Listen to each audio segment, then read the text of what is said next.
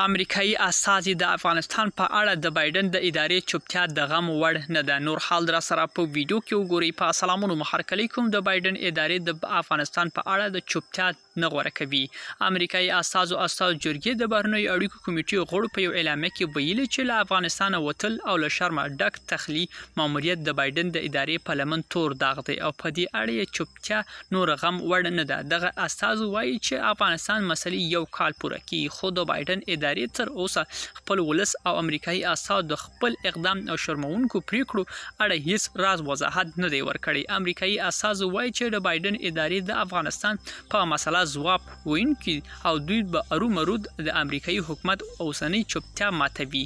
ملګرو، دا و زموږ چمتو شوی ویډیو. که ستاسو د ویډیو په اړه کوم نظر پیشنهاد لرئ، موږ سره په کومنټونو کې شریک کړئ او د لا ښکلو ویډیوګانو لپاره له موږ سره پاتې شئ. تر بیا ښې چارې.